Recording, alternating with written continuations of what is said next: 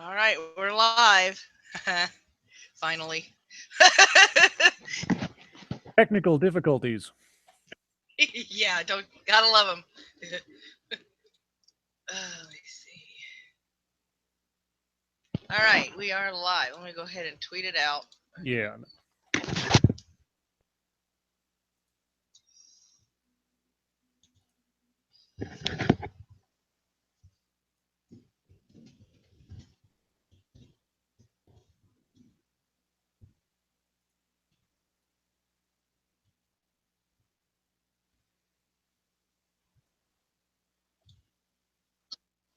Okay. Whew. Are we good? And we are live. Sorry about the postponement, guys. Google was goofing around with their Hangouts, and we weren't able to go live until just now. Yes, the wonderful world of live television. Gotta love technology. It's wonderful when it works, and you want to throw it out a window when it don't.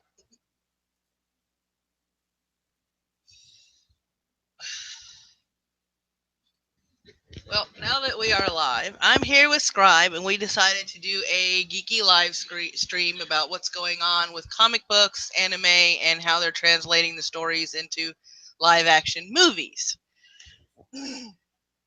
Totally going wrong, and what they can possibly do to improve the quality of their movies, and also discussing the upcoming Ghost in the Shell movie.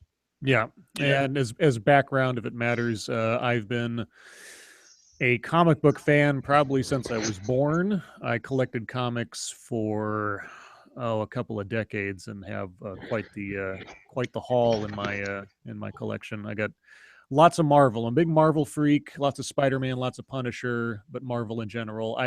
I know some DC comic book lore. I know probably a bit more about the movies and their ins and outs than I do the actual world of DC. But Marvel movies and comic book movies in general, I'm a big nerd of. I think for the most part, the MCU is doing a fair job. They're doing a decent job.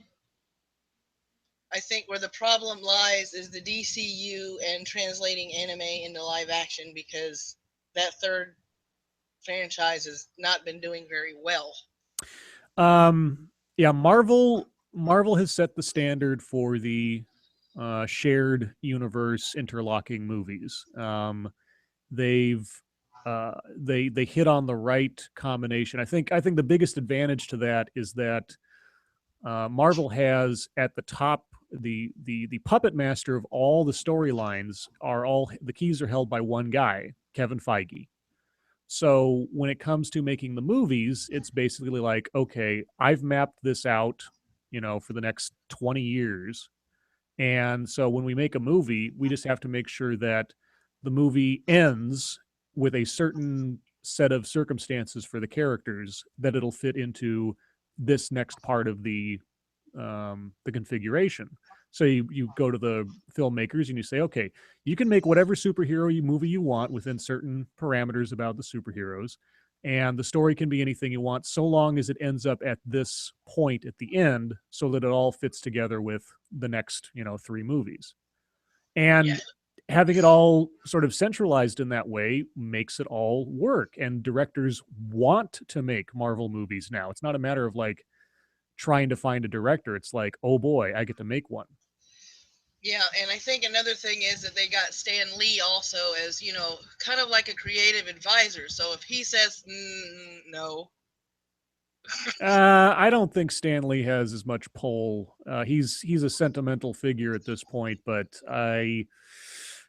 yeah, I don't think he's had much to say in the way of actual Marvel proceedings for quite a while. It's just that he's so identified as Mr. Marvel, and of course is one of the creators that, and now he's of course he's Captain Cameo. So Yeah, he's become like Hitchcock.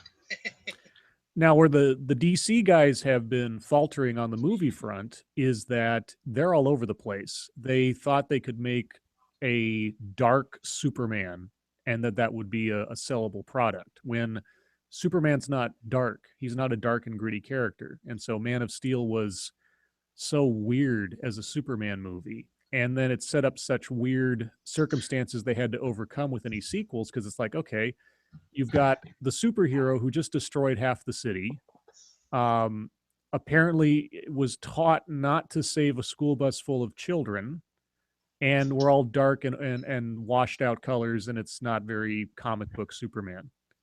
And so when Batman v Superman came out, they had to sort of backwards acknowledge the fact that Superman was a monster.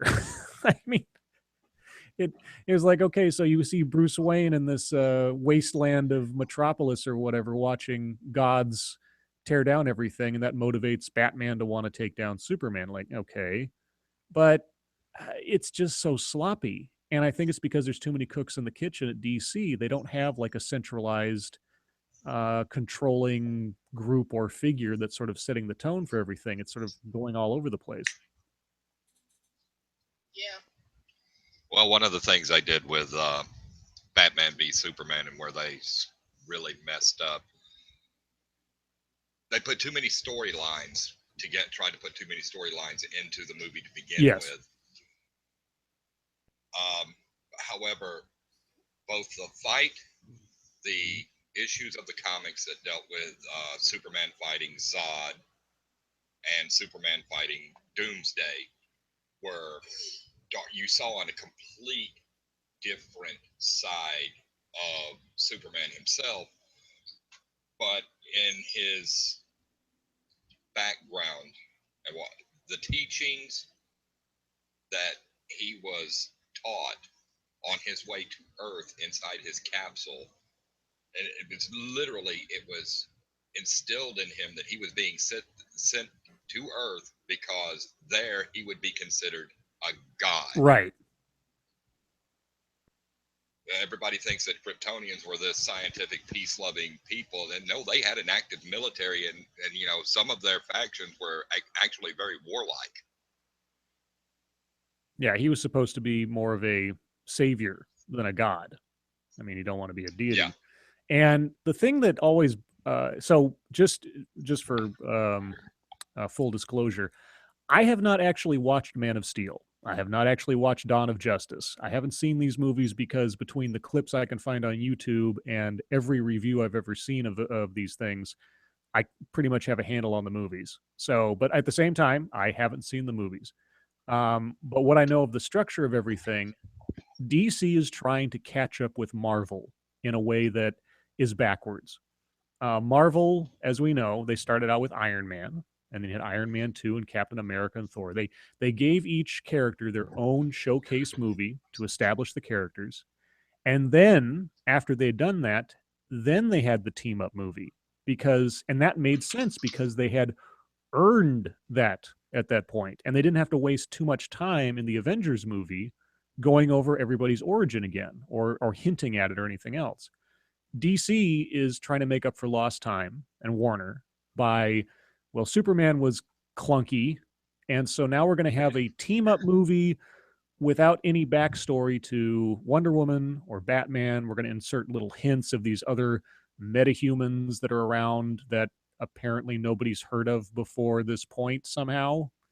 When you have a Amazon warrior woman who just fought in World War I and then apparently went to sleep for the last 90 years for some reason, and nobody knows about her. She's just, I mean, it's like, has Wonder Woman just sort of been checking out the entire time as all these horrible things have been happening to the planet and all these other supervillains are running around? She's just like, it's okay. Well, they don't make it clear, and I think that they didn't want to be too much like Marvel, and I agree with you. The way that Marvel tied in all the solo movies in order to bring that ensemble movie together was genius, because they tied it all up in S.H.I.E.L.D., and they had Fury coming around and talking to people, and then after a certain amount, they had doing the same thing, because Tony approached the general about the Hulk. Right, at the very the post-credit scene, yeah. And that made sense. And I think what would have made sense is, since Superman, Wonder Woman, and Bruce Wayne were all the founding members, it should have started with Bruce Wayne at the end of the Superman movie, coming to him and sitting down and, shooting his idea, and then having the Wonder Woman movie and doing the same thing there. And then any one of the three of those at the end of the next singular movies approaching the, heroes and going, look, this is what we want to start because we have to be organized in doing this.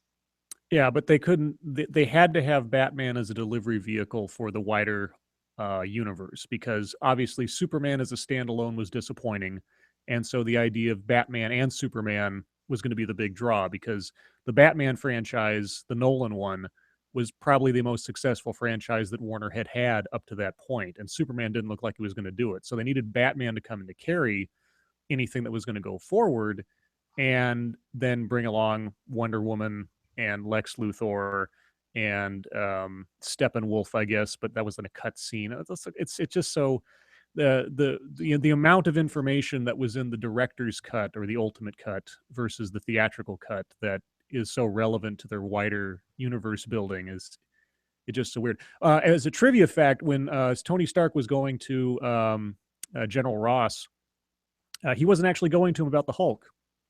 The one of the little extra Shield Agent Coulson extras they had, I think, on the Thor DVD, spelled out that actually Tony Stark was going to General Ross as a envoy from Nick Fury about recruiting the Abomination because they had the Abomination in custody. They wanted they were going to try to get the Abomination recruited, and the reason they sent Tony Stark to General Ross to try to convince him to give up the Abomination was a double blind because they didn't want the Abomination.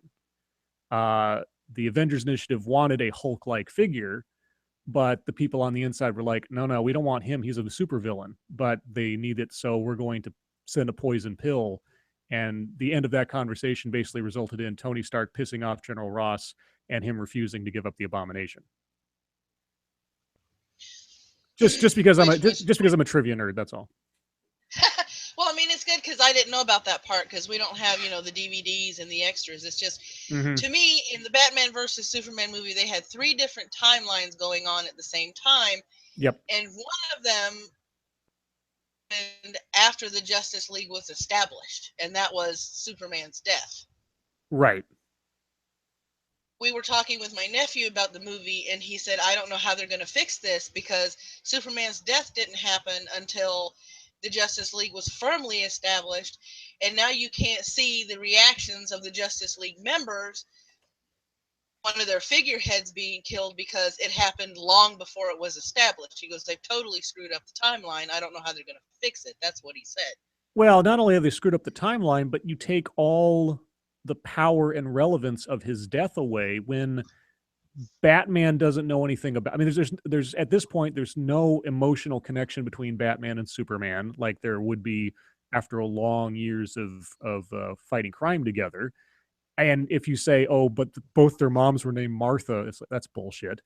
And same thing with Wonder Woman. There's no sort of like budding romance or tension between Wonder Woman and Superman at that point. So his death completely lacks any kind of impact. And obviously they're bringing him back. It's like, spoiler alert, Superman's going to be in the Justice League movie. You don't have a Justice League without Superman. So we already know his his death has no weight. There's nothing to it. It doesn't matter. And we all know it doesn't matter. If they had, I mean, when Captain America dies, and I'm pretty sure that by the end of Infinity War, Steve Rogers, Captain America, will die. His death and how he goes out will carry so much weight by the time it happens because we've had how many movies now establishing his relationship, his trials and tribulations, his struggles, how he's been, sort of turned into a villain and betrayed by his own country and everything else. That's going to mean something. Superman dying at the end of Dawn of Justice meant nothing. Yeah, it didn't. I mean, it's just, and they had so much other crap going on. And if they decide, once again, to reboot the Superman franchise, I would like to see somebody other than Lex Luthor. Or at least somebody other than the person they cast for Lex Luthor in BVS, because I'm sorry, that's not the Luthor I know. Yeah, I was. There was a rumor very, very early on that Bryan Cranston might play Lex Luthor, and I thought that would be perfect. Bryan Cranston could carry off that sort of sinister, smart, sort of gleeful, evil genius. And then I was like, wait, they hired the Facebook guy or the guy who played Zuckerberg? You're kidding me, right? Yeah, And they turned him into this cartoony, over entitled teenage genius, and it's like, no, that's no. yeah, and like, and to what end? I mean, what was his end game? It's like, oh, I'm going to have Batman and Superman fight. I mean, it was almost like he was just like the biggest, richest nerd on the planet. Like, gee, I wish I could see my favorite superheroes fighting each other. Let's make that happen. Like, okay, great. That doesn't mean anything. His whole portrayal of Lex Luthor was actually a little closer to something that the Joker would pull off. That kind of joke. Yeah, his mannerisms, the way he talked, his voice is sort of like, quivering insanity kind of thing. Like that's not Lex Luthor. I'd like to say I'm not the biggest DC fan, but not in the sense that I hate DC or something. I just don't know it as well as some other people. But I mean, Lex Luthor was, it's always, you always have the dichotomies of things. So Superman's like the good-natured Boy Scout, brawn, not necessarily the smartest guy in the world, but he's strong. And Lex Luthor was the super smart but not physically imposing, sort of aristocrat, where Superman was sort of like the everyman when he was Clark Kent. They're supposed to be two sides of the same coin kind of thing. And that wasn't that. I mean, sniveling little giggling teenager versus Clark Kent. I mean, I guess in the sense of versus a brooding, too gritty for his own good Superman, but it just didn't work. Now, the movie could have worked pretty good if they had just stepped back, looked, and could have got the Clark Kent from Smallville to come back and replay those parts. Oh, God, I don't know. Maybe I'm not so much. I can see the problems of trying to like recast people from other properties into that thing. The one thing I will say though, I've had some conversation with some friends about like, well, this is so stupid. They've got a Flash TV show, and now they're going to have a completely different character Flash actor over here. Yeah, the star of Arrow even went out publicly saying that they had made a bad decision casting a completely different character for the movie, because we've all fallen in love with this kid's portrayal of the Flash, and now there's somebody different playing him on the big screen. Yeah, well, here's how they solve all that. So unlike Marvel, Marvel deals with a lot of multiverse stuff, but DC specifically has a storyline, Crisis on Infinite Earths. So if they have if at any point they decide to have any crossover between the movies and the TV shows, that's where they can do it, and they can get away with it. They can just say, "Oh, here's a Flash of another Earth. Here's a Superman from another reality," and all these things can make sense in the sense that we have all of them in the same multiverse, and we don't have to worry about the different casting decisions and things. Yeah, I can see that, and I mean, I think they're excelling at their TV shows as far as Arrow and Flash is concerned, and Gotham. But they go to the big screen, and it's like, well, let's put this timeline, mix it with this timeline, let's cast these guys, and let's hope for the best. And then I think if they would have just left Suicide Squad alone instead of chopping it up and doing all the reshoots, it might have been a decent movie. Well, so DC exceeds in the animation side, and always has. I mean, ever since Batman the Animated Series and everything that spawned out of that, they've just gone gangbusters. And so DC animation is where it's at. And even like the stuff they're coming out with now, like Justice League Dark and all this other stuff. I mean, it's really good stuff. TV wise, yeah, DC has also pretty much hit it out of the park in the sense that they've got these very, they're very cheesy, kind of schlocky superhero shows, but then they're superhero shows, and they should be that.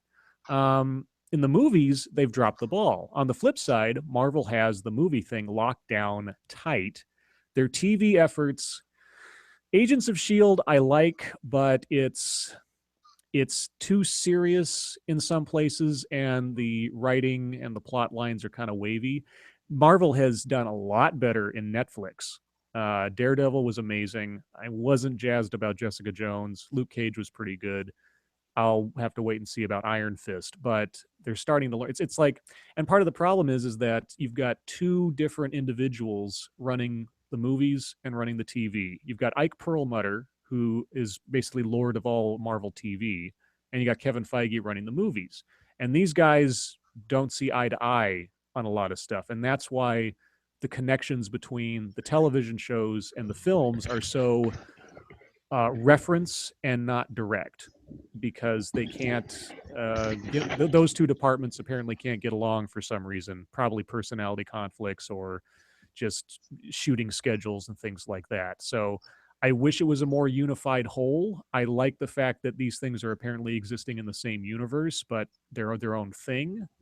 But yeah, Marvel has a lot of catching up to do on the TV side, and Marvel animation is a joke. Aside from Avengers: Earth's Mightiest Heroes, I can't think of a Marvel cartoon series that was good. I'm sure someone will say, like, a couple of the Spider-Man series were pretty good, but they've dropped the ball on the animation side. Yeah, after Mightiest Heroes, they sort of went more along, to appeal to younger kids, and it just went because I saw the stuff that they were trying to do to appeal to the younger kids, and I'm like, no, this isn't working. Just Yeah, the Earth's Mightiest Heroes stuff, that was great. That was like how Marvel Comics should be portrayed, I thought, in cartoon form. It was both four color silliness, but also had some really interesting storylines that were pulling from the really classic writings of the old comic books. And then they just kind of dropped it. And I thought, oh, what a waste. They could have gone on with that for a long time. It was well acted, well written, well animated. And anyway, but yeah, so here's the big question. At least Marvel, I don't think, is in any danger of falling apart anytime soon. They have a pretty solid deal. Where the real drama is right now is DC. Ben Affleck has so he was contracted to do 3 films as Batman, right? So he did um, Dawn of Justice, and he's going to do Justice League Part 1 and Justice League Part 2. That, as far as I know, was all he was actually contracted to do. So the Batman solo movie was not something he was necessarily locked into doing that he couldn't bail out of. He was going to write it and or help write it and direct it and star in it. Now he's dropped out of directing. yeah, he said it was too much when I think he was getting flack from the production side of it, and that's sad. That's just really sad. Well, it seemed like yeah, he was getting too much pressure. There was too much expectation. A lot of people were like, there was one interview thing where he was trying to promote his other movie he just did, some like detective noir 40s thing, and he wanted to talk about that because that was like his pet project, his little passion project. But people kept asking him about Batman, and he got pissed off because he's like, I don't want to talk about Batman. I'm here at my other movie. Can we talk about my other movie? Now the reins have been handed over to Matt Reeves, and Matt Reeves did Battle for the Planet of the Apes, or the second Planet of the Apes movie, which was actually really good. I was really impressed with that. I was expecting something kind of cheesy. It was really well done. So if he's going to do the Batman movie, there's at least good hope that it'll be a good flick. The question is, does Affleck stay as acting as Batman? Because he dropped out of directing when he said he wouldn't. He's still going to do the Batman movie, he says, but if he's not involved in the DCU, is there a DCU? Can it be carried without a Batman, and especially without an Affleck Batman? Yeah, because he nailed it as Batman, and I think that he is staying on to be Bruce Wayne and Batman tentatively to see what happens, because he has said from the start of this project that if the script isn't airtight, if it isn't something that he's going to work with, then there's going to be a problem, because he is the consummate Batman fan. I mean, this man had a bat cave built on his property. Yep. So, when he said he was directing it, that gave everybody hope, because they're like, okay, this is going to be a Batman movie that's going to be true to form. It's going to be true to the source material, because this is a guy who loves that character. And when he said that he wasn't directing anymore, okay, what's happening now? Are you still going to be acting? Or because the reason he gave was that writing it, directing it, helping produce it, and acting in it was, way too many roles for him to take for the project, so he had to drop a few. Yeah. And I mean, the thing was supposed to start filming this spring, and they've had so much shakeup with the new director and all this other stuff. They're going to have to do some rewrites because when you bring on a new director, there's always going to be rewrites and restructuring and things. I don't know. And there's also a rumor, I don't know how firm it is, that if Affleck drops out of the Batman movie, the solo Batman movie, they already have in mind putting Army Hammer in the place of him for Bruce Wayne Batman. I'm gonna have And to look him up. yeah, well, he was the Lone Ranger. Oh, Yeah, so he was the Lone Ranger. So I'm looking at the Justice League 1 and 2 movies. And so the first Justice League movie is going to be all set up. I mean, obviously Cyborg's not getting his own movie. Flash isn't getting his own movie anytime in the near future. Aquaman is going to get his own movie, but it's not coming up. All these characters' movies are going to be spin-offs from the Justice League, which is the complete reverse of how Marvel did it, which I don't know. yeah. So the Justice League movie can't get too deep into each character's backstory because they're going to have their own movie. But they have to introduce each character. So there's only so much real estate in a 2-hour some odd film to both introduce your characters and actually tell a story. So the threat has to be established first and foremost. And that threat, I guess, is going to be Steppenwolf, I hear. I don't know. Yeah. Because, I mean, there's so many things that could bring the team together, but it's not established. They don't have all the people. And like you said, they're doing it, as I like to say, ass backwards. Yeah, so Batman is going to be the Nick Fury. He's going to go to each of these people. We saw in the trailer, he goes to the Flash, he goes to Aquaman. He's already got Wonder Woman on his side. We don't know how Cyborg gets recruited. We don't know how Superman comes back. I imagine Superman's going to be resurrected somehow mid-movie in the first part or near the end, so that he'll be a big part of the second movie more than the first one, but I don't know. But yeah, they're See, with his resurrection, it's going to start a mess too, because when he came back, there were 3 different versions of it. They're not going. There was the one that didn't have any morals. Yeah, they're not going to do that. People. They're not going to do that. They're not going to follow that Superman resurrection storyline. It's not going to. You're not going to have the cyborg, and if they were going to do something like that, that would be like 17 movies into the series of Justice League movies before they could get to that point. It's too much.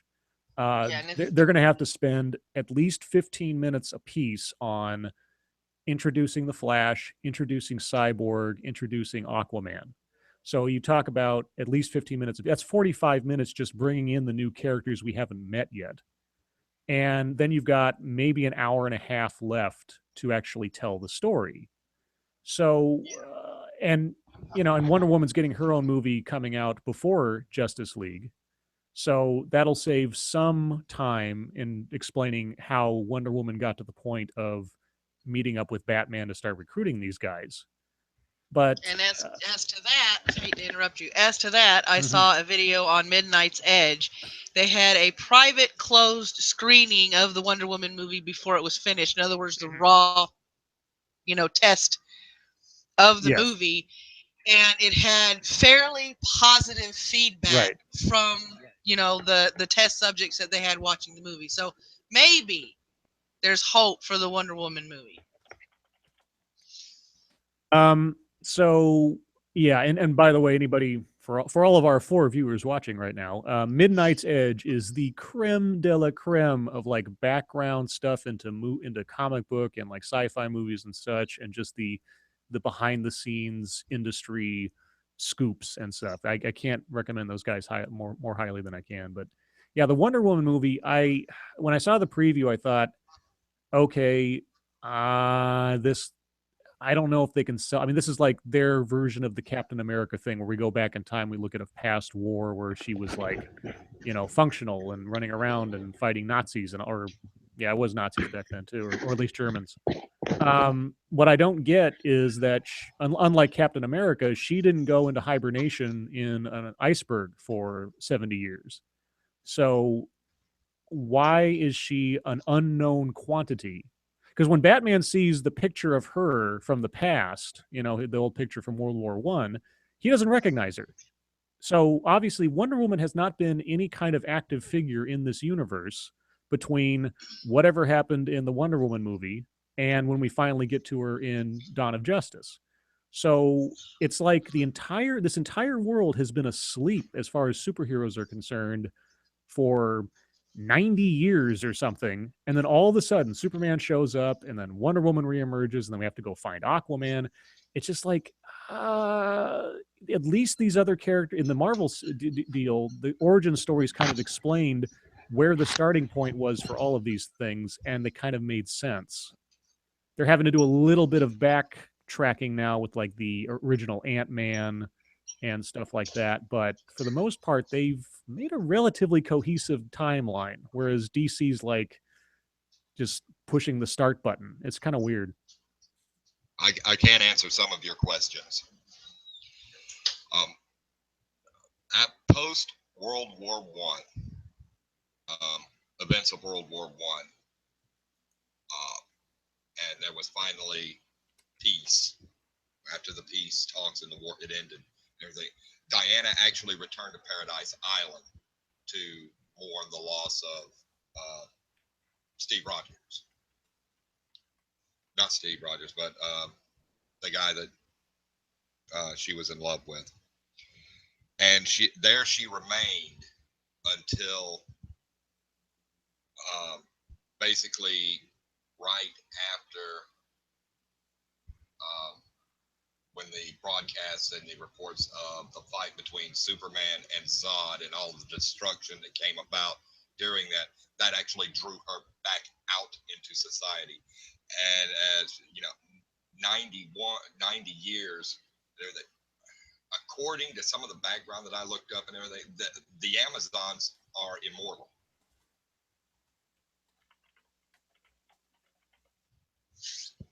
Right. It just seems weird, far. though. Yeah, it just seems far too convenient. Like between World War One and, I mean, she didn't. Well, I don't know what happens in the movie. She wasn't there for World War Two. She wasn't there for all the other horrible things that happened in the meantime. Obviously, there hopefully will be some kind of plot device that kept her away or something. But it just, some people that I've talked to said that the reason that she really wasn't prevalent would be because that she had taken a vow not to get involved in those types of mass killings and the massacre, and yeah. That's one of those things where she just saw too much death and violence at one time. Yeah, I assume there's going to be something in the aftermath of her fight with, spoiler alert, Ares that's going to lead to something that explains it. But anyway, yeah, that's going to be interesting. And they had a screenshot of the Ares little statuette. Yeah, the action figure. And yeah, that's going to be really cool if they made somebody look like that. That's going to be exceptionally cool. I can't wait to see that. Yeah, as a Marvel fan, I've always sort of had a slight competitive enmity for DC with some of the things they've tried to rip off of Marvel. So in a way, watching Superman kind of falter, watching Dawn of Justice kind of falter, I can't deny that I had a certain amount of schadenfreude. Like, yeah, DC doesn't know what they're doing. Marvel's got it all made. I don't hope these movies do badly, because ultimately I want the sort of comic book genre to still be popular, because that means that I get more Marvel movies. At the same time, it's like, if they can't get their act together, like with Suicide Squad, like you were talking about, they hire guys to make a movie because they have a vision of how to make that movie. And then, of course, the movie that they make is too quote unquote dark or something when you're talking about a movie called Suicide Squad. And so they come in to add new scenes and more humor and such. It's like, no, you guys have it bass backwards every time. You make your Superman movie dark and gritty, and then you try to make your Suicide Squad movie fun and campy. It's like, what are you doing? You don't. It boggles the mind. The guys that run this stuff sometimes. Oh yeah, they should. What Suicide Squad should have done would have been to follow Deadpool's example. I was Deadpool. I think they were both in production at the same time. I don't think they could have followed Deadpool's example if they wanted to. Well, Deadpool. They started off with Deadpool.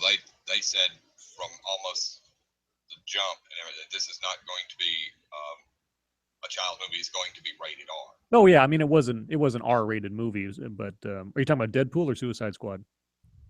Cool. Oh yeah, no, I mean yeah, they didn't. The studio didn't think Deadpool had a chance of doing much of anything, and then it's like, oh, you mean actually sticking to the source material and giving the fans what they expect gets us a bunch of money? Maybe we should play off of that. And yeah, and you know the thing is though is that the first Deadpool movie might be lightning in a bottle. I don't know if the second one is going to. I could be surprised. I mean, I wasn't expecting much of the first Deadpool movie, but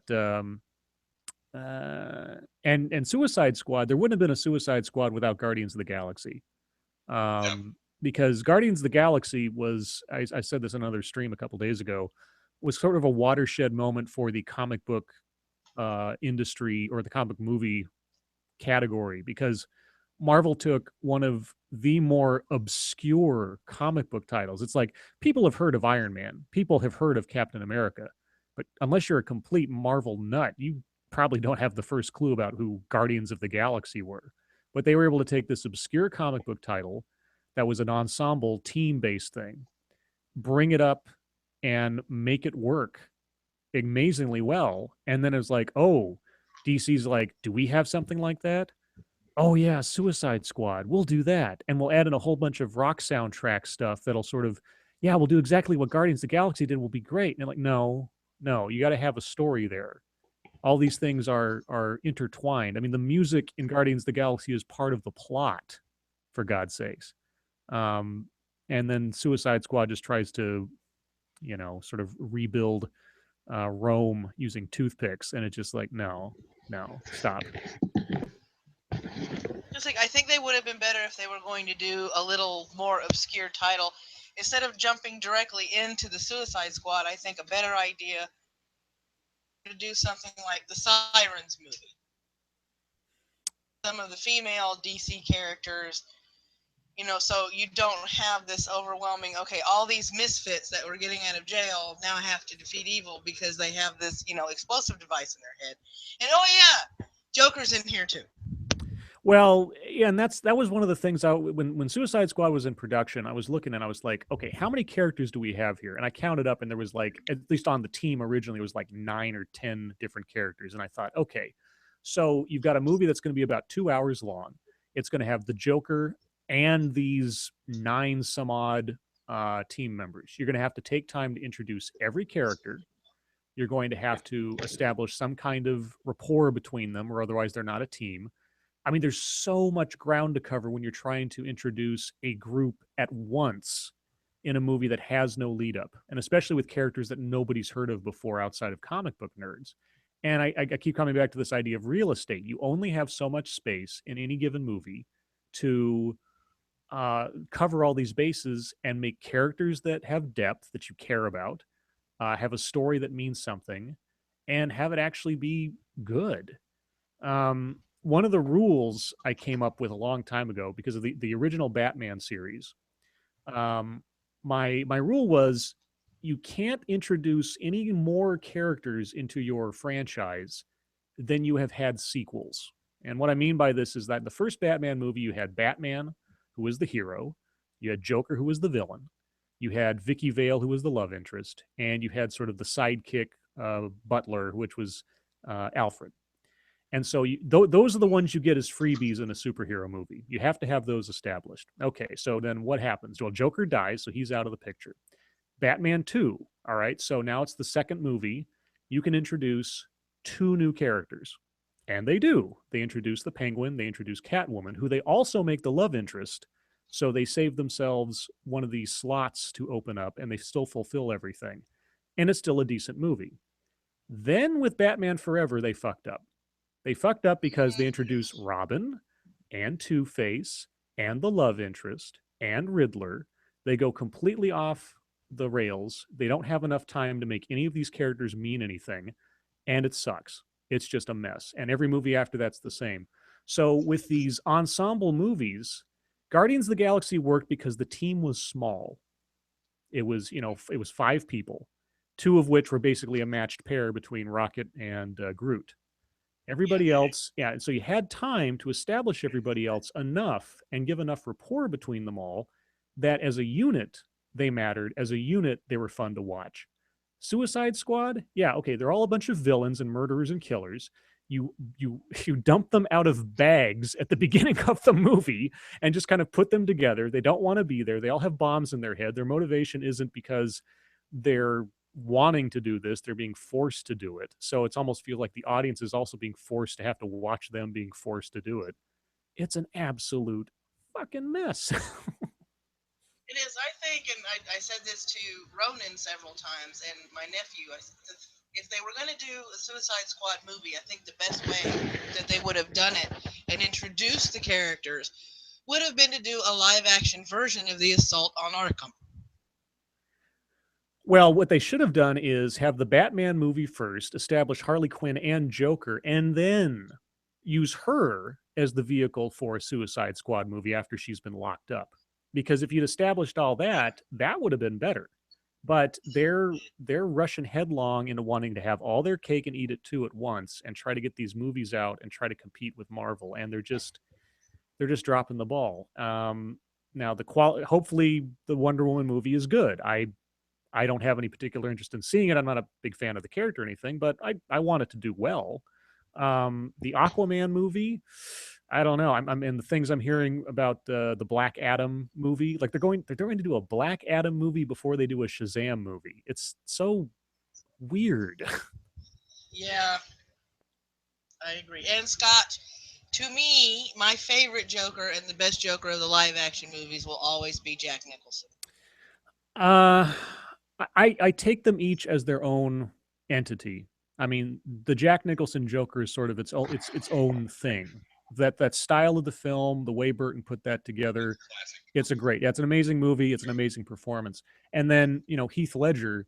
I think Heath Ledger's version captured a lot more of the force of nature aspect of the Joker. That sort of like, we don't need to know his backstory. His backstory doesn't matter. He's just the nemesis, and he's the perfect nemesis. I always thought that the Heath Ledger for that Batman and for that universe, the Heath Ledger Joker was probably the best Joker. And The Dark Knight, honestly, has probably been the best Batman movie overall, in my opinion. As the styles go, they were both on point for what they were made for. Jack Nicholson's Joker was more Batman comic, the way it was meant to be performed. And everything. Heath Ledger's was more the Dark Knight graphic novel one, and they were both spot on for those specific genres. Jared Leto, I don't know really about him. Well, they didn't give him much to do, and they also gave him a really weird interpretation. It's like this, the tattoos and the silver teeth and the I don't know. It just it didn't click for me. Yeah, he was more like the Batman Beyond Joker. As far as Cesar Romero, he was in the era of the campy Batman, and he was perfect for that era. Oh yeah, I forgot Cesar Romero. Cesar Romero, man, he, yeah, exactly. Each of these Jokers were with the exception of Jared Leto, I'm not quite sure where he fits in, but each Joker for the era and for the Batman to which he was opposed to was the perfect match. And every time, like the Nicholson Joker against the Michael Keaton Batman, perfect. The Heath Ledger Joker versus the Christian Bale Batman, absolute perfect match. So credit where credit is due to both the actors and the writers of those movies, where they they made the Batman opposite number perfect for that Batman and for that setting. But again, not having seen the Joker versus Batman in Suicide Squad, at least not to any real extent, because he never actually confronts Batman directly at any point in the movie, I can't say how they play off of each other because they never do. Yeah, and as far as Mark Hamill for the animated, DCU nails their animated stuff, Yes. especially with, Batman the Animated Series, Scotch.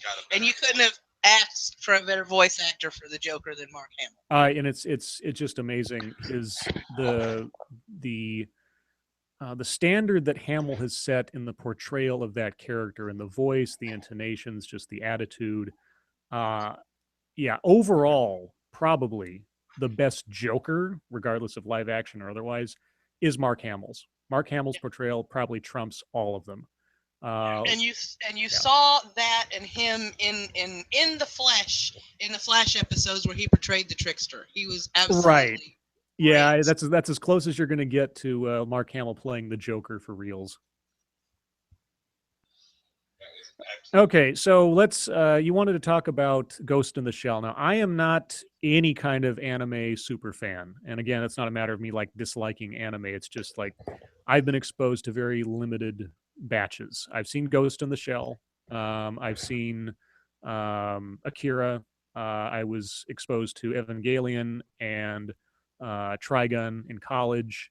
I've seen smatterings of anime here and there, but I'm not the biggest anime fan. But looking at the movie, looking at the trailer, there was a lot of controversy over Scarlett Johansson being cast in the lead role. Now, what do you think about that? Well, I think because I've seen the anime and I've done pretty much everything having to do with the movie except for reading the manga, she's not. If you look at her cyber character in the anime, it's not Asian. And from what I understand, if you go to Anime Every Day, he did an absolute wonderful breakdown of the animated movie of Ghost in the Shell. She wanted to remain ambiguous as to what race she was. So that pretty much opened the door as to who could portray her in a live action movie. Okay. But obviously, there was a lot of controversy over the fact a white person to be a quote unquote Asian character. Is there any legitimacy to that complaint, you think? From what I've seen in the community when I was doing the research for my video on the whitewashing of the Ghost in the Shell, the actual Japanese people were polled about how they felt about Scarlett Johansson in the role, and they said that it didn't matter to them who portrayed it as long as it was portrayed well. And the thing that I thought of, and I'm sure this, the ability to do a live action Ghost in the Shell and give its visual scope the treatment it needs to be that world is a lot of money. That's a lot of special effects. That's a lot of CGI. That's a lot of composite stuff. That's a lot of money. And it's difficult to make a high budget movie that's going to appeal to the widest audience and also attract the kind of investment necessary to make a movie like that unless you have a really big name star in the role of the lead. And you can't get much bigger right now than Scarlett Johansson. So I think that was a big factor in having her be in the role as well, is because if you want to get money from investors, they have to have an idea they're going to get a return on their investment. And you can't really go wrong with saying our movie stars Scarlett Johansson in a lead role as the female superhero that Marvel won't let her be as the Black Widow right now. Yeah. And see, from the trailers that I've seen, they've captured the cyberpunk feel of the environment of the animated movie. Visually, they casted her great. And I'm making a point to say visually because the Ghost in the Shell movie is all about Motoko and her existential problem of, is she actually a live human in a machine, or is she a machine becoming aware of itself? Right. And if they don't get that right in the movie's going to bomb. Well, yeah, and Scarlett Johansson in a leading superhero-ish role is not a guarantee of a great movie because we go back to Lucy, and Lucy was a mess. Mm. So it's really going to be down to the writing and how the story is laid out, like you say, because Scarlett Johansson does not a successful movie necessarily make. No. And we've seen this before. Now, I would like to see a Black Widow movie. There's a fan trailer out there. If people can look it up, a guy cooked it up for a class or something that makes the Black Widow opening sequence a James Bond esque spy movie, and I'll put a link up somewhere that you can post with. It's amazing. I thought if that was the opening to a Black Widow movie, they actually did it like a spy movie, a sort of comic book eyes Jason Bourne kind of thing, and kept it relatively low level and not like she's saving the planet. That would be a really cool deal. I'm surprised that they're going for Captain Marvel first rather than Black Widow as their first female lead superhero movie. Yeah, me too, because they've introduced the character of Black Widow, and she does have enough source material to have her own origin story movie. Or origin story movie, or just a movie that takes place in the now with flashes back to things like she has to like uncover her past kind of deal, and we get to learn her backstory at the same time with a current plot line. Because I mean, let's be honest, Scarlett Johansson isn't getting any younger in the process of things, so they've got to kind of, I mean, she still looks like she's 12 years old, but still. Yeah, she's one of those that doesn't seem to age. Oh, give it a couple of years, the crinkles will start showing. One of the things I wouldn't mind seeing with Black Widow is and how they met and got together. Yeah, because that was always kind of a weird. It seemed to be implied in the first couple of movies they were in together that they were in some kind of past relationship, and maybe they were. But then we learned Hawkeye's been a happily married man for God knows how long, and so it's like, oh, so they're just really good friends. Okay.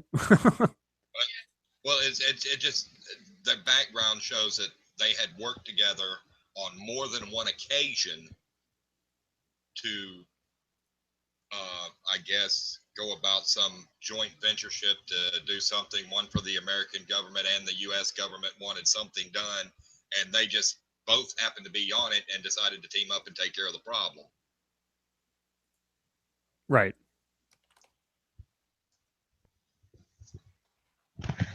Remember Budapest? Yeah. Yeah, I put the video ID, since I can't put the whole website address into the chat. I put the video ID, so just plug that in at the end of your regular YouTube deal, and that's that trailer is just so well done. And I just like, man, I would love to see that movie. Let's see. As far as like Canon There you over. go. I shared the controls. You can put the link in there now, Scribe. Oh, okay. Well, either way. Let's see. So as far as like canon to film, I've heard a lot of complaints about the newest Spider-Man and that, his suit was made by Tony Stark and all this other stuff. And like, that's cheating. That's not the same. And I'm like, I never bought in the Sam Raimi Spider-Man movies that Peter Parker put that suit together in his apartment. Yeah. It doesn't make any sense. And I understand it's a comic book movie and everything else, but it really helps if there's at least some reasoned explanation behind how a character gets his gear. And they went with the natural web shooters, which I never really liked in the Sam Raimi Spider-Man films. I could see why they did it, because trying to explain some college kid making a substance that was stronger than anything the government or 3M could come up with is kind of weird. They kept that, thankfully, for the new Spider-Man, where he makes the web shooters and all that stuff. But the suit, it doesn't. I don't have a problem with Tony Stark having made it. And really, how else could you bring Spider-Man into the fold as easily as having Tony Stark be sort of his mentor / sponsor? It was like a lot of people didn't realize that when Spider-Man first got started, he got started as a wrestler. So he had to work with what he had from there and make small improvements, but still, he Yeah. was the college kid. And let's face it, if you're in college, you're broke. Yeah, depending on your family background, especially if you have a dead uncle and you're living with your aunt, who, Yeah. goddamn, Marissa Tomei is the hottest Aunt May I've ever seen.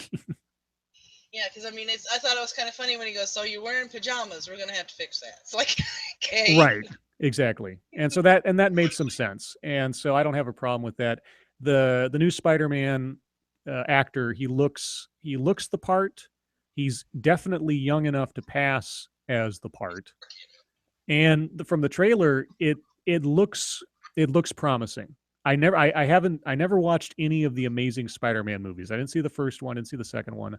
I saw the Sam Raimi ones, and when they rebooted it into the Andrew Garfield deal, I was like, no, they're making a dark, gritty Spider-Man ish kind of thing, and they recast everybody. And no, I don't want to see this. This looks like the exact same movie I've seen 20 times before, and they retell the origin story, which is always, God. I mean, thankfully yeah, they're they not. they figured they figured new movies and it's a new arc because the Amazing Spider-Man is a completely different series of comic books. So we got to reintroduce how he became Spider-Man. No, because his origin story doesn't change. Well, they had to make those movies in order to retain the license too. I mean, if Sony doesn't make a Spider-Man movie inside of a very specific window of time, they lose the rights to the character, and they all revert back to Marvel, and then they lose their cash cow. Obviously, after Spider-Man 2 and the Sony email leaks that showed how shaky everything was and the negotiations that were going on to maybe do some kind of sharing deal between Marvel and Sony, they kind of had their hand forced because they weren't going to make an Amazing Spider-Man 3 was probably going to fall flat on its face because 2 was so bad. And Marvel's like, hey, we know how to treat our characters. Why don't we make the movie and we'll just share monies? And like, okay. So Yeah, I can't wait for Marvel to acquire Fantastic Four because I don't. Yeah, I'm not sure when the Fox window of ownership on that runs out because they made Fant Four Stick back in 2015. I think they have to make another, or they have to have another Fantastic Four movie in production within. I want to say it's 8 years. So it's not, they're not in danger of losing it anytime soon unless they trade it for something else from Marvel in the meantime. yeah, they just cannot seem to get the Fantastic Four right. I mean, the first Fantastic Four movie I thought was decent. I liked it. Yeah, that was about as, I mean, for the source material, that was about as close as they could get. What I never understood was if I was doing it, if I was doing a Fantastic Four movie, I would stick obviously straight to the source material, except in this instance, I would have them being a team that was already sort of together, but they're working on a SpaceX entry. And they got their pilot and Ben Grimm and the girlfriend and everything else. They'll have a little part on the team and all this. And they build their little SpaceX test spaceship. But for whatever reason, they're disallowed from testing it out the way they want to or anything else. And so, like in the comic book, they break into the airbase, get into the thing to try to prove their theory, go up in space, and just do it exactly as out of the comic book. And you can make it fit exactly within the real world right now. And with the Infinity War stuff and the power cosmic thing kind of edging towards being a part of the MCU canon, it would fit in perfect. And Yeah, it just there's no reason not to do it that way. And but Fox is stubborn as hell. They know that these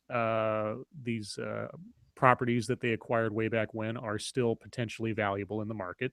They're never going to let it go, and so I think they'll keep making some kind of knockoff Fantastic Four project just to keep the license, unless there's some aspect of the X-Men universe that they don't have a hold on that Marvel still holds the rights to, that they would trade Fantastic Four to Marvel in order to get the rights to some other X-Men thing.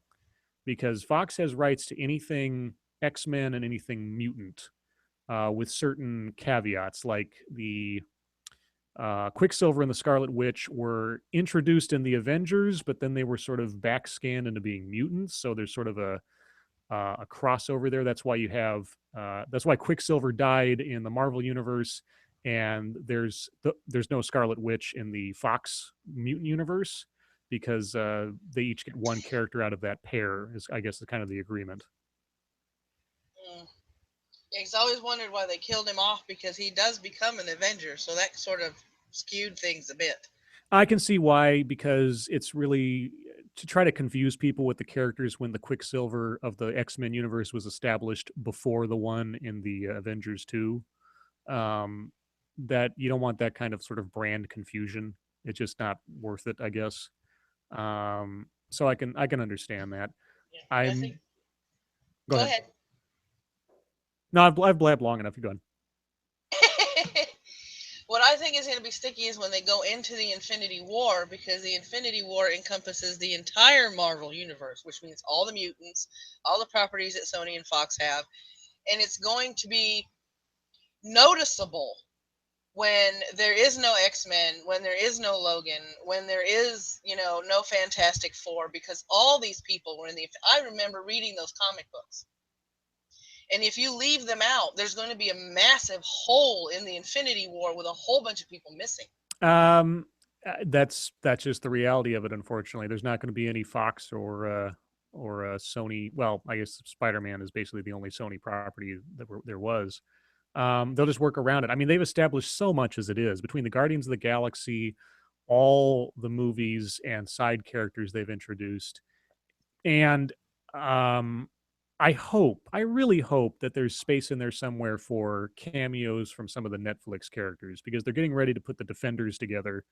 It'd be nice if there was some sense that this is a whole unified universe with the TV and the movies, because, like I say, aside from some side mentions and the occasional crossover character, they still seem kind of separated.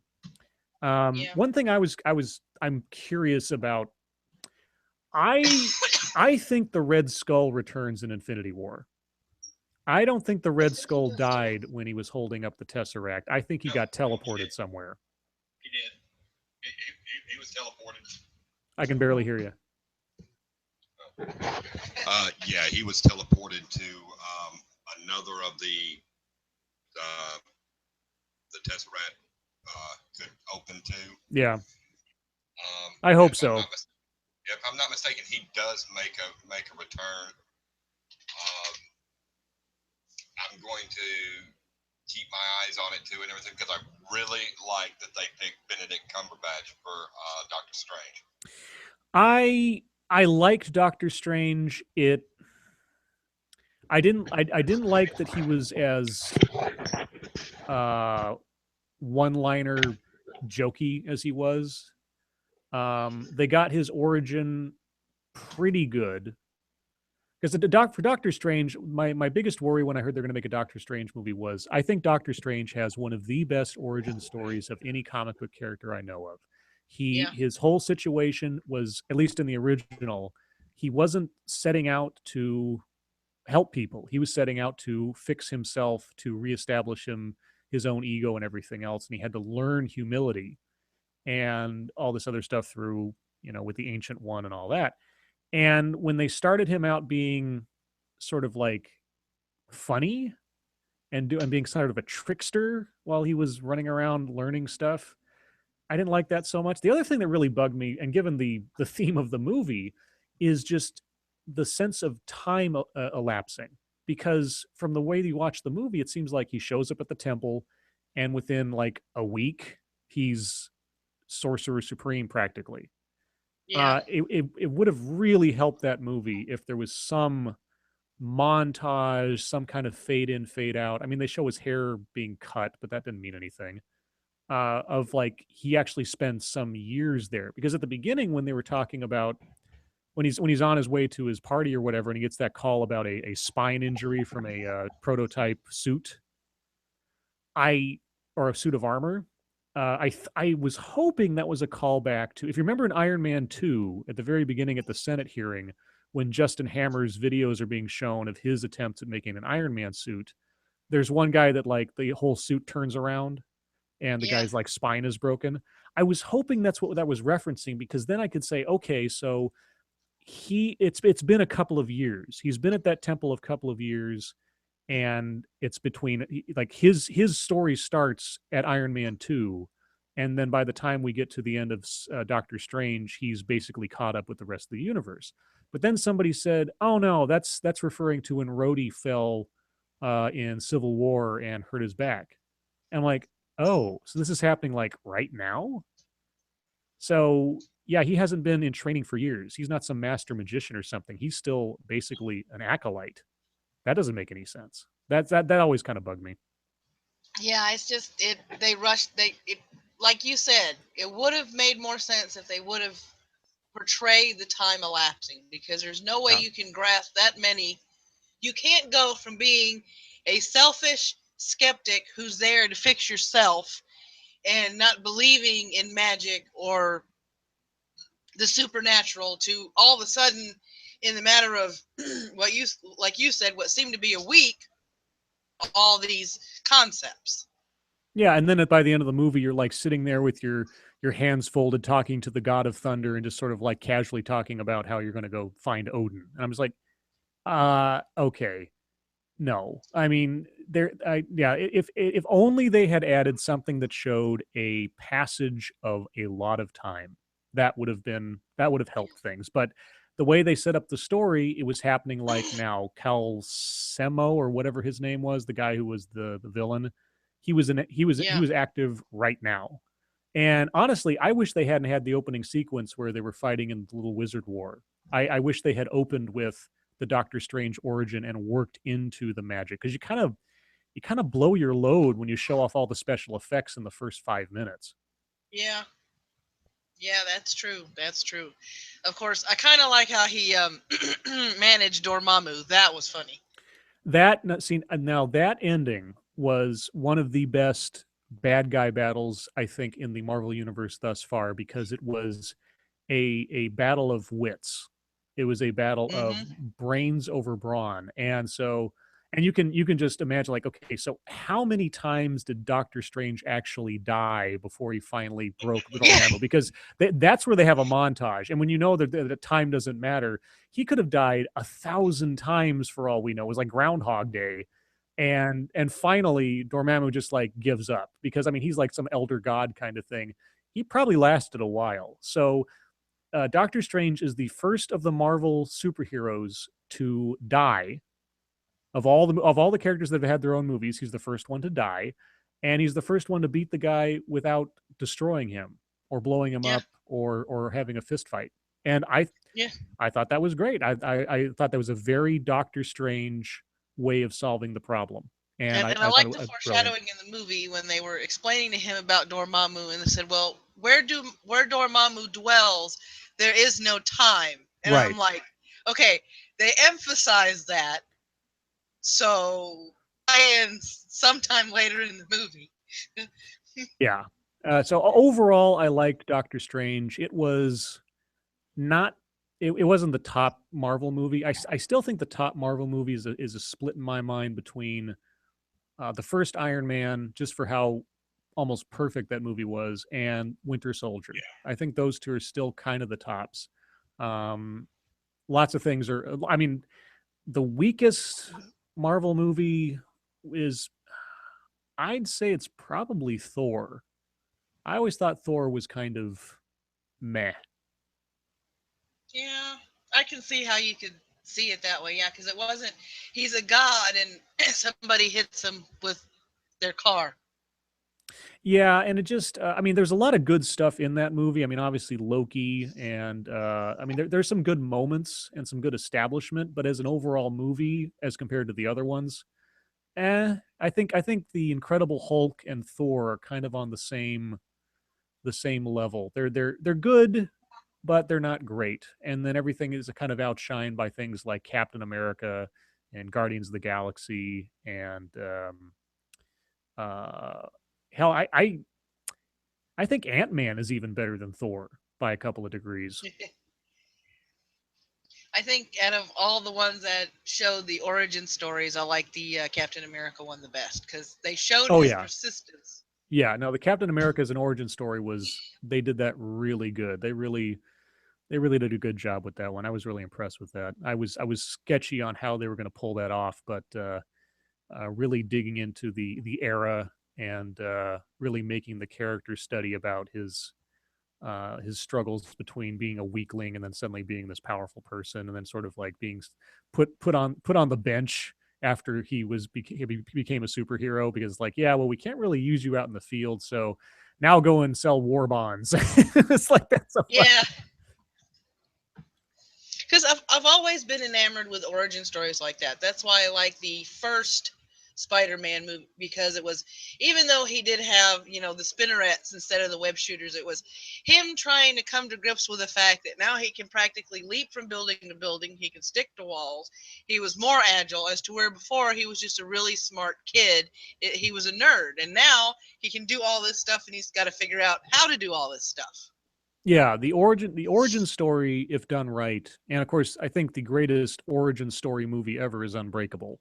I mean, that the entire movie is just a long, drawn out origin story, and something that I kind of wish they had continued on as a series, because I would have loved to have seen more of Mr. Glass and see what happens to Unbreakable's kid and all this other stuff. But of all the, so let's do this. Of all the DC superheroes or supervillains, um, what character would you like to see a solo movie of that isn't already on the slate to become a movie? Like, Hmm. Um. Well, I'm usually enamored with the underdog type heroes. I would like to see an origin story for what's he called, Wildcat, ex-military or ex-policeman that started fighting crime. I'd like to okay, see that one.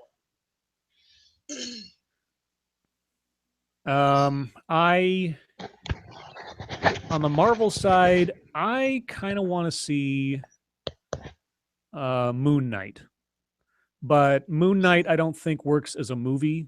I think Moon Knight works as a TV series because that character's fucked up. That Yeah. character's got a lot of levels to him when written right, and yeah, that's a Just like the Spectre. oh yeah, the Spectre. Yeah, there are some characters that just don't work as one shot sort of in a film kind of things. I think characters that have a lot of explaining to do and a lot of mythos to them need a series. So Moon Knight. God, who else? There's oh You geez, what, Robbie?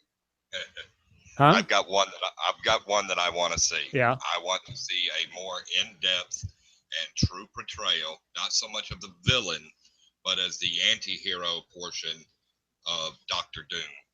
Oh God, that is the one thing I hated of all. I mean, for everything the Fantastic Four movies could be criticized for, and there's a lot. An actual, real canon-based Doctor Doom is something that I would kill for. I swear to God, that he is the one sort of perfect villain. I always thought of all the supervillains in the Marvel universe, Doctor Doom is the one that needs the most care and love to create, because man, if you get him right, you just have and you don't even need to keep the same actor, because you just have the metal face. As long as you get the character right, he could be like the next Loki. I mean, Loki right now for the Marvel universe is sort of the Doctor Doom of the MCU, of being like the quasi everyman supervillain, and being like the more powerful one. They haven't put Thanos in there enough to really. I mean, he's shown up here and there, and they're building up to him and everything. But as far as like the main villain of the MCU, it's Loki by far. Yeah. I remember watching the actual. We saw the movie in the theaters when they showed the Thanos in the trailers. And one of my friends was like, "That's a Skrull." I said, "No, that's Thanos. What warlord of the universe courts death?" Right, Because when he said to start anything with Earth with the Avengers would be to court death, he smiled. right, and to because Like, he's in okay. love with death. He wants to court death. That's the whole thing. Yeah. hmm And that's the one thing that I'm going to be looking for when they start the Infinity War, because they highlight and they emphasize, as they should, the problem he's having trying to get her attention after he's established himself, after he's gotten the gauntlet, because she doesn't talk to him, she doesn't meet eye contact with him in the comic books, and he's trying to figure out why. And Mephistopheles flat out says it: by doing this, you have put yourself above her. She thinks you are too high for her now. Well, okay, just because I'm a nitpicker, it's Mephisto, not Mephistopheles.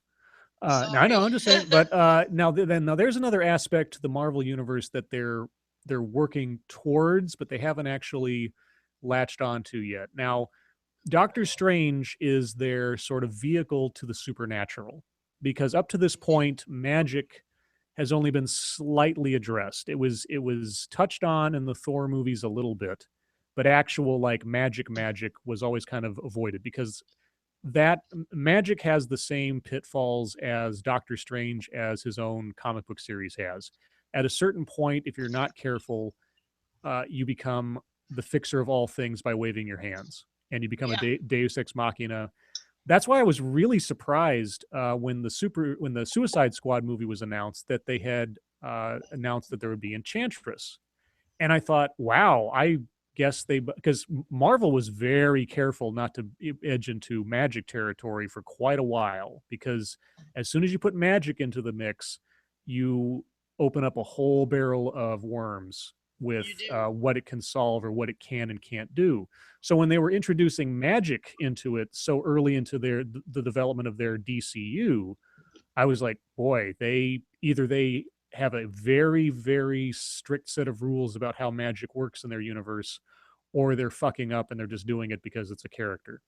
And I they think need, they were trying to do it to compete with the MCU, but they can't do it at this point. They've created so much disjointed yeah. storylines, and they've mixed it up so much that there's no way they could be on par. Well, they couldn't come up with a conceivable threat for that movie without the magic. I mean, what exactly? I mean, and it never made any sense to me. It's like the justification: we need a Suicide Squad because we have threats like Superman. I'm like, okay, Harley Quinn versus Superman? Are you nuts? That doesn't make any sense at Yeah. all. So so when Doctor Strange comes out, I'm like, okay, so Doctor Strange opens the door for things like Blade and Ghost Rider, and of course we saw the Darkhold show up in Agents of Shield, like all this kind of really cool magic stuff. And I'm like, fingers crossed that they make it work and they put some rules on it and they've got some way of keeping a lid on it. Now then the question comes up, well, now we're getting into the metaphysical.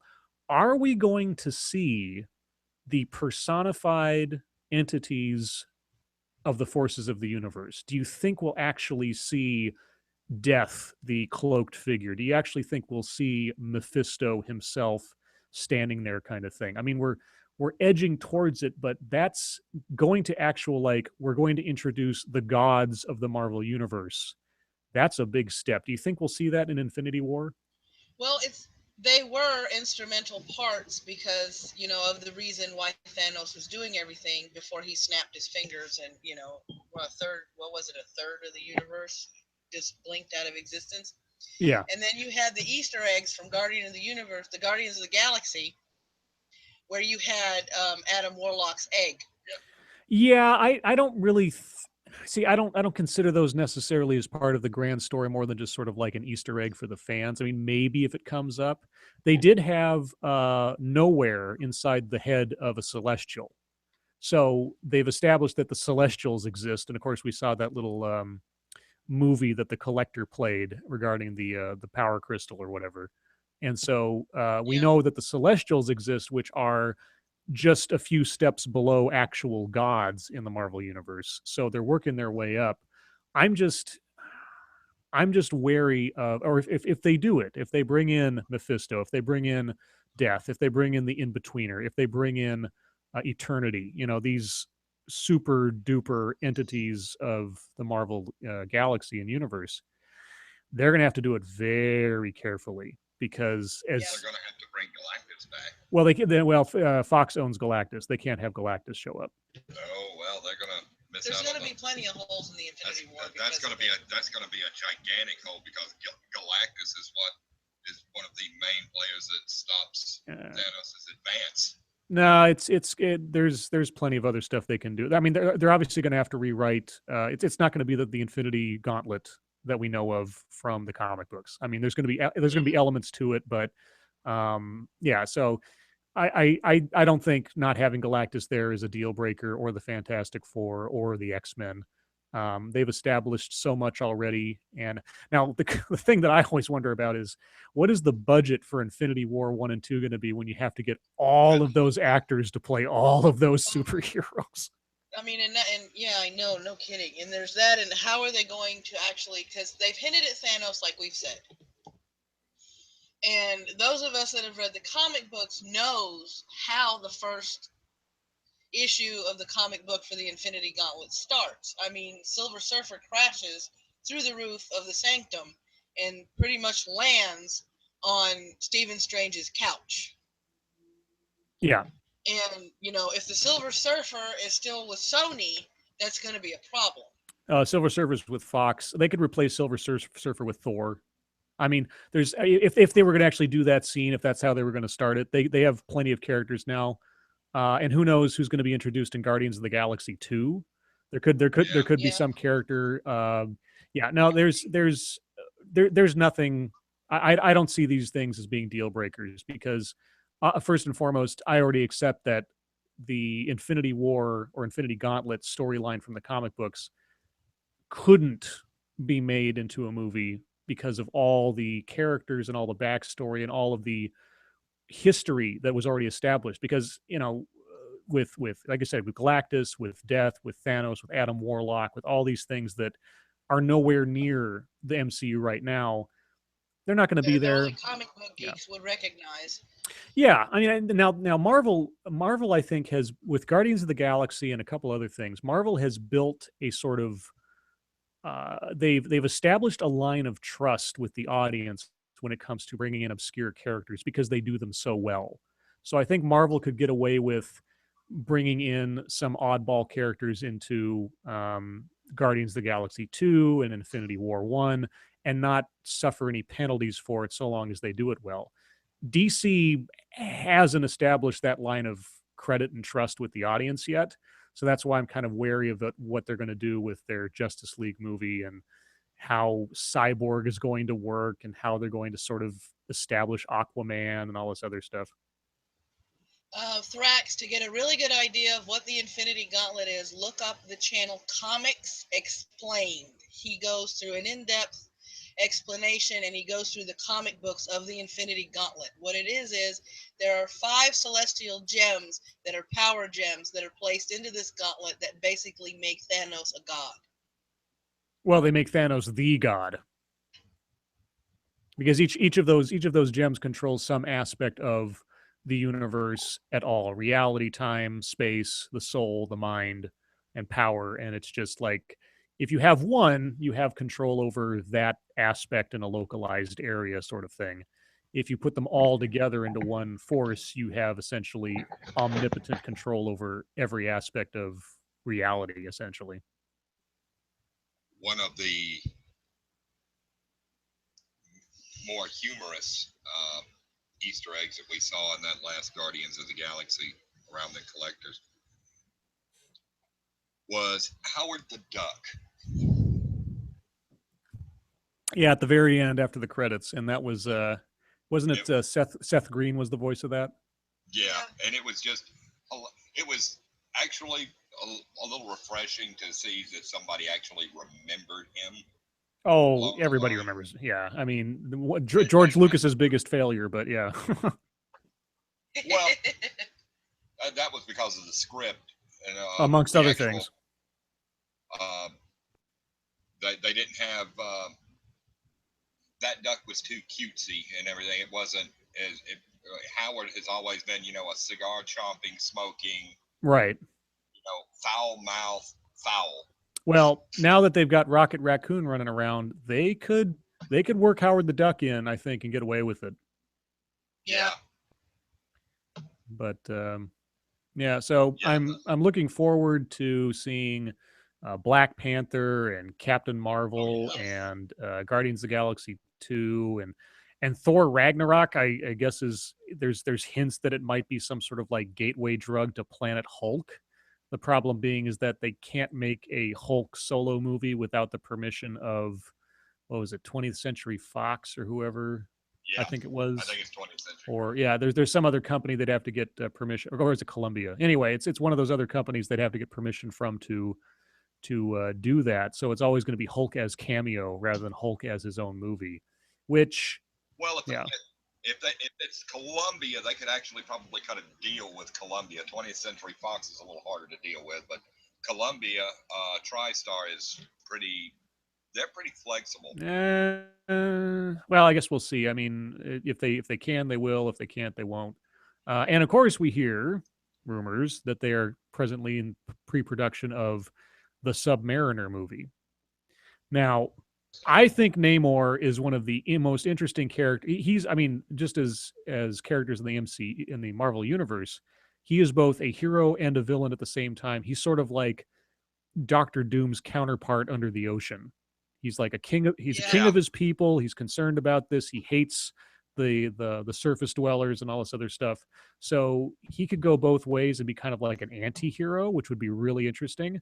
And honestly, Namor was always cooler than Aquaman, just by leaps and bounds. Although it's going to be really interesting to see if they have Namor come out before Aquaman, he's going to steal a whole bunch of thunder from that movie. And I'll let you field. Thrax wants to know who the Mandarin actually is. I don't want to screw it up. Well, in the MCU, the Mandarin hasn't been revealed.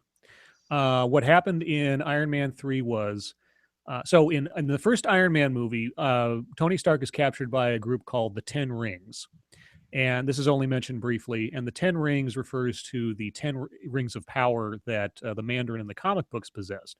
He found these super duper rings in a crashed alien spaceship, and then he became Iron Man's, and basically almost his arch nemesis for quite a while. Each of these rings had a different, very specific power. Like one could, do a freezing blast, and one could do a heat blast, and one could do all these other things. So the cult of the Ten Rings, or the group of the Ten Rings, or whatever, was established in Iron Man as being this sort of shadowy organization. Now, we see it mentioned in the first movie. There was supposed to be an Easter egg in the Iron Man 2 when the guy hands Ivanko, yeah, or whatever. Anyway, when the guy hands Ivan, yeah, when the guy hands him his plane tickets or whatever to Monaco, there was supposed to be, and maybe there still is, but I heard it was cut. There was supposed to be a tattoo on the guy's hand that hands him the tickets of the Ten Rings, showing that he was part of that organization that was sort of influencing things. I think that got cut out. By Iron Man 3, you have the Mandarin. Now, of course, in Iron Man 3, spoiler alert, the Mandarin is portrayed by Ben Kingsley, and it turns out that it was all a sham. The Mandarin was just a front to threaten Tony Stark so that Killian, what's his name, in the background could be doing everything else. And so he was technically the real Mandarin. But the thing is that there is a special little mini movie called Hail to the King that came out with the, I think, Thor 2 DVD. And it tells the story of our friend, the fake Mandarin, in jail. And he's just a regular guy. He's not a superhero. He's not a supervillain. He's just a regular guy, an actor that was hired to portray this supervillain. Well, he's being interviewed in the jail by like a reporter about his experience and everything that happened with him being, quote unquote, the Mandarin. And by the end of that little short film, he is kidnapped through the prison. Like, they blow up the prison wall and they kidnap him because the real Mandarin would like to have a word with you, is basically what it said. So even though it hasn't been mentioned in any of the big movies, technically there is a real Mandarin out there somewhere who actually exists, might actually be behind the real Ten Rings, and that was just sort of copied over for the sake of getting to Tony Stark by Killian. So that's who the Mandarin is. He's supposed to be Asian, obviously, the Mandarin. which was weird because when they made like, Ben Kingsley the Mandarin, I thought that was kind of a weird choice, but maybe they were trying to be culturally sensitive or something. So we haven't actually seen the real Mandarin yet in the movies. Will we? I don't know. I hope so, because after Infinity War and everything else, and all the other villains that Tony Stark has fought so far, I think the only next place he can go is someone with supernatural powers, because just about every Tony Stark villain so far has been somebody with a suit. And that Yeah, gets kind of boring. it does. And I have a question for you. Now that it looks like the MCU has some licenses to Spider-Man, if they were to make a solo Spider-Man movie, who would you like to see him go up against? Well, they are making a solo Spider-Man movie. It's Homecoming. But I And mean, it's gonna be the Vulture. As far as after this, a Spider-Man villain I would like to see him go up against. I think I would love to see Mysterio, or establish Craven the Hunter. Not kill him off. God, no, don't kill him off. But establish Craven the Hunter, because the eventual. Do you know about the Craven the Hunter arc where Craven dies eventually in the Spider-Man lore? Yeah, the story with Craven the Hunter, his obsession and his ultimate demise, and how it all went down in the comic books, was so dark but so well done that I really hope they establish that character and they have it be a running theme, and then eventually have, like, I wouldn't want him to start out as a villain in the next, like, either in this Spider-Man movie or the next one. Craven is a background character, like he's just some kind of celebrity hunter, sort of reality TV show kind of guy that just kind of shows up and doesn't actually confront Spider-Man as a villain until like movie number 3. But I think the second movie, I'd love to see Mysterio and then work in something else. I'm still, I still have a soft place in my heart for Venom. Venom is a tough character to cover. If they're going to introduce Venom, I think they're going to do it in Infinity War. I think they're going to cross over the elements of the Secret War, where Spider-Man got his black suit originally, with elements of Infinity War, and that will be the seeds of when Venom shows up. I hope. If I were going to work Venom into the MCU, that is where I would do it, in the Infinity War movies, or at least start the black suit deal there. So fingers crossed that they do that and they do it well, and that works into a Spider-Man sequel, and that they don't, like Spider-Man 2 might be him in the black suit, and then by the end of Spider-Man 2, that's where we find out that the suit is sort of sentient, and that starts the problem. And then in Spider-Man 3 is where Venom shows up. That would be kind of cool, but we'll see. Yeah, I've got one that I would love to see, just because I think he's an awesome villain to begin with. Taskmaster is an interesting character. They changed his superpower a little bit in recent years that made him much cooler, where every time he learns another move or another style of fighting from somebody he's witnessed, he loses one of his own memories. And that I always thought was a really interesting thing, is that, to use his power, he has to sacrifice something of himself to do so. And I thought that was cool. Taskmaster's a tough one, though, because he's got no outward powers. He's just basically a fighter. I could see him better suited up against like Hawkeye or Black Widow or Captain America directly. But I don't know. Taskmaster's, he's such a mysterious guy. I don't know how in depth you could make him without just having him be a henchman. what do you think the DCEU needs to do to start improving the quality of the videos to pull themselves out of the hole they've dug themselves into? Well, they need to portray the characters and the world that they inhabit like comic books. I mean, the Man of Steel movie should have been bright and uplifting, not dark, gritty, depressing, washed out colors. They already fucked that up. Unfortunately, Man of Steel set the visual and emotional tone, and Dawn of Justice did nothing to change that. Wonder Woman looks like, and Suicide Squad was just a mess. I don't even really count it towards the universe. It was so screwed up. So Wonder Woman really has a lot of weight on its shoulders to start pulling the universe a little bit out of the dark and into something a little bit more swashbuckle and lighthearted. Not necessarily comedic, but at least, I mean, that's the thing that Marvel's done so well. They've struck that balance between humor and action and drama. Like the first Iron Man movie cut it all the ways because Robert Downey Jr. can do all of that stuff. He can be both funny and serious and intense and whimsical and all that other kind of thing. The DC EU hasn't found that sweet spot. I don't know if they're going to find it in Wonder Woman, but if they don't find it in Wonder Woman, they sure as hell better find it in Justice League, because they don't find that spot where it's entertaining all around and still a comic book movie without being some kind of dark, gross, shadowy. I don't want to go to a comic movie and be depressed. Yeah. I mean, now if it was a Batman movie, I could see that because it's Batman, it's Gotham City, it's all dark, and that makes sense. But these other characters, the Flash is a jokester. Wonder Woman is a like a Captain America type, pure of heart warrior. There's an edge to her, but she's not a noir character, for God's sakes. Cyborg and these other guys, it's like, and well, now Aquaman, I can see why they did what they did with Aquaman, because Aquaman's a tough character to carry over and make serious. So turning him into basically a Dothraki, which is what he is. I mean, let's be honest here. He's basically just a Game of Thrones warrior, but with tattoos, and he can talk to fish. So, yeah.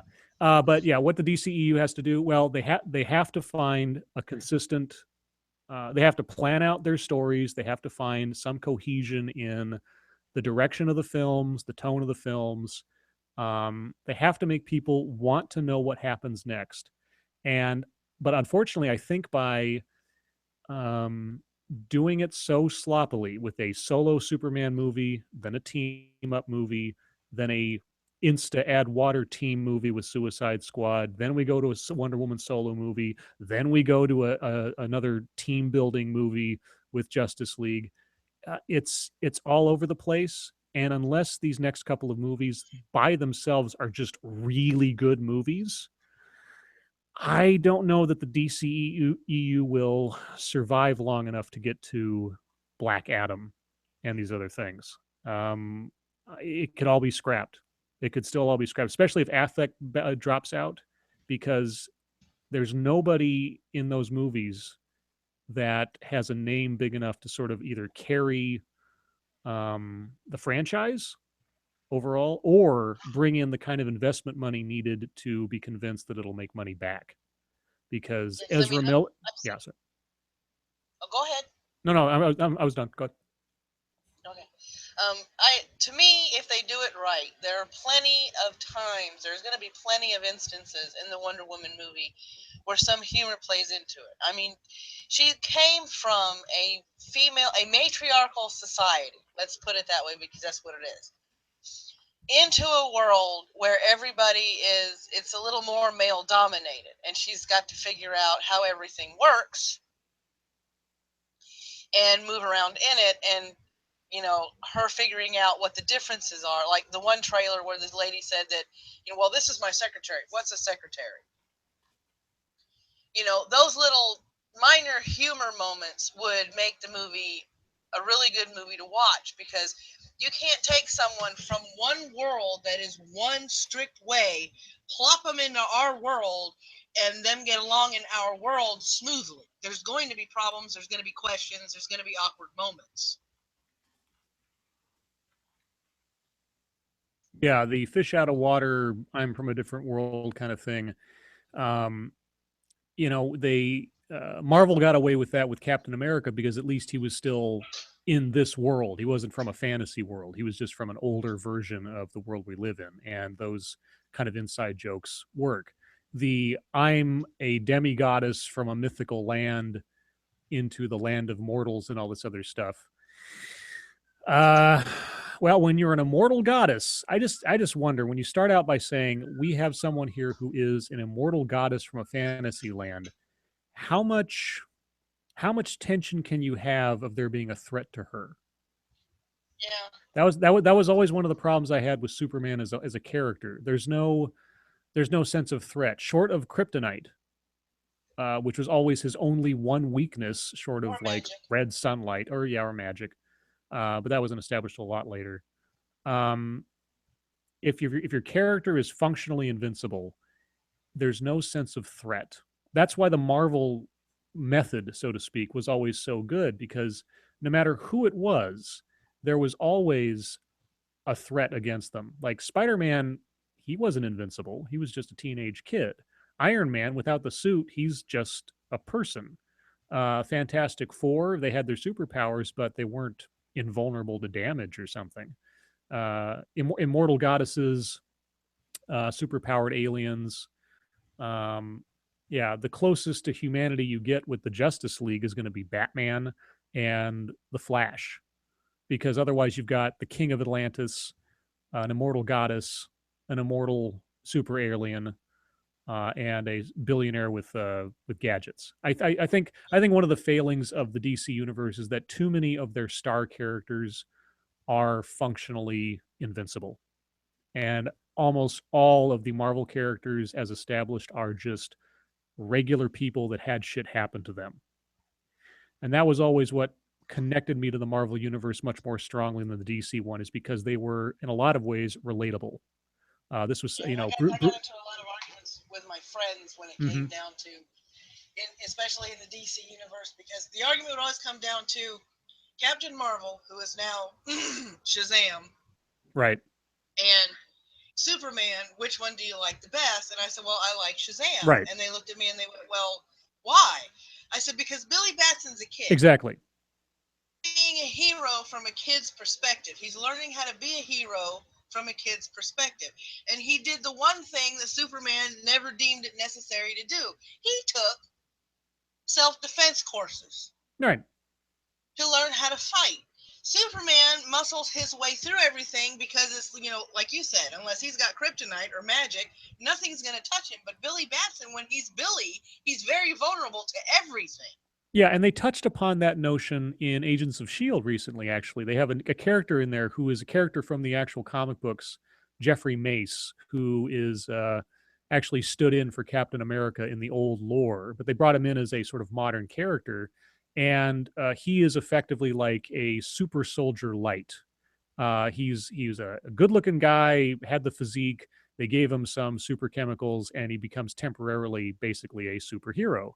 Um, in one of the recent episodes, he is without his super serum, and he's put in a situation where he's going to fight. And unfortunately, he's leaned so much on just being invulnerable and super strong, he never really learned how to fight. And so he's only just starting to take lessons in self defense. And by the time he actually has to use them, he's completely inept. That is what makes Marvel characters on the whole more interesting. They are ordinary people, generally, under extraordinary circumstances.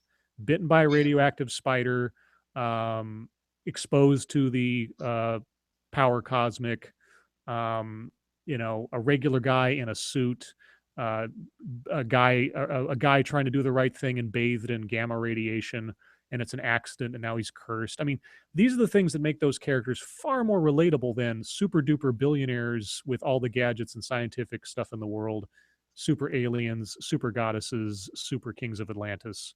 I mean, those kind of characters do exist in Marvel, but they're not the foundation. The foundation of Marvel is Spider-Man and the Fantastic Four, and everybody, all those guys have real life problems, real life weaknesses, real life concerns, and they're grounded in reality first and foremost, even if they are extraordinary individuals.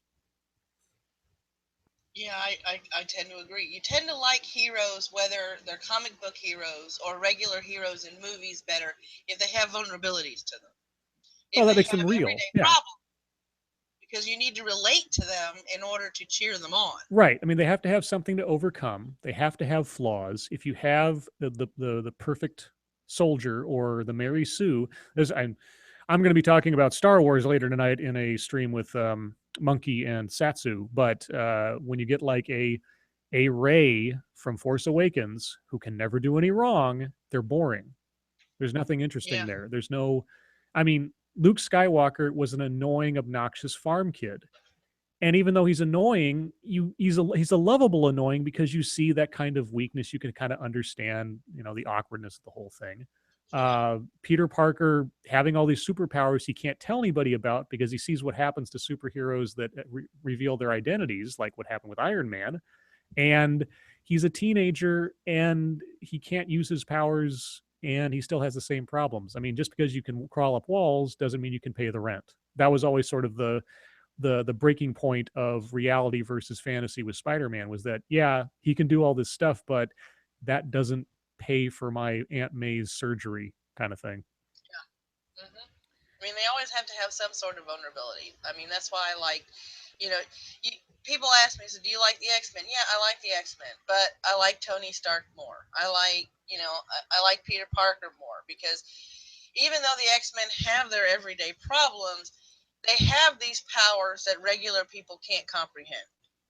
Yeah, and the X-Men were always sort of the allegory for, back in the back when they first came out, it was sort of they represented the civil rights movement. You had people who were quote unquote different and trying to find unity, and then I mean you can carry that over into the gay rights movement. You can carry that over into just being an awkward kid growing up and having not being the same as everybody else.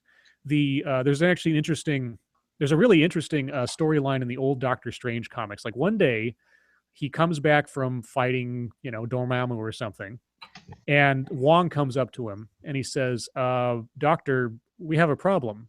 And Doctor Strange is like, "What is it? Have the nameless ones returned? Has Dormammu sent another? Has Nightmare come into someone else's dreams?" And Wong says, "No, we're coming up on owing the rent and we have no money." And Doctor Strange is like, "Oh, and for a very brief time, there's this issue or two where Doctor Strange is like looking for a job because he's been saving this dimension of reality for so long that he's lost touch with humanity. And there's this interesting couple of panels where he's like on the phone calling up somebody and saying, "Hey, you remember that time where you said that you ran like a magic show? Would you be in needing of a magician?" And like he can't do his surgery stuff because his hands are still fucked up. But there's a scene where he's like looking for a job, and for like a brief moment there was this whole other aspect to the Doctor Strange thing. It's like he was brought completely down to earth. And then an issue later, basically, they had a writer change. And it's obvious because they have to wrap up this problem of, well, Doctor Strange doesn't have any money. And then Wong comes up in like the first panel and says, "Oh, we still have to work out this rent thing." And Doctor Strange says, and I think I'm almost quoting verbatim, "What is money to Doctor Strange?" And he snaps his fingers and there's a bucket of money. And I'm like, you gotta be fucking kidding. I mean, it was such a lost opportunity. It was like you guys actually had something interesting there, and then you did Deus Ex Machina and you just solved it. And that was always the pitfall with magic in any comic book world. And so that's why I really, really hope they have set some specific limitations and boundaries or rules on the magic in the Marvel universe, because it doesn't seem like they put any on the DC universe so far. And it's like I've always liked the underdogs because if you compare Tony to Batman, they're both rich geniuses. They both have toys, but they're both mortal. And they both have something else in common. They have an anchor. They have somebody that's willing to sit there and pop that bubble when their head gets too big. And Batman has Alfred, and Tony has Pepper. Well, that is if they bring Pepper back. I guess there was some kind of negotiation thing. That's why you didn't see Pepper in Civil War, because I guess she was asking for too much money. There's some kind of drama behind the scenes on that, I hear. But at least he's got Rhodey now, who can't really operate like he used to. And so I think he'll probably be the new Pepper figure for keeping Tony grounded. He'll be the reminder of the dangers of what he does, where Pepper can't be. But hey, guys, I hate to do it, but my voice is giving out, and I got another stream I got to do tonight, and I got to have some lunch and stuff. So I think I'm gonna have So to call myself out. Yeah. we will leave it here. Thanks, Scribe, for coming. Oh, I hope sure. you guys enjoyed this little geek stream on Saturday. We will have another one next Saturday. We haven't figured out what the topic is yet, but we will have one next Saturday. Thank you all for coming, and thank you again for accepting my invitation, Scribe. No problem at all. Thanks for having me on, and thanks for coming, everybody. You guys have a great afternoon.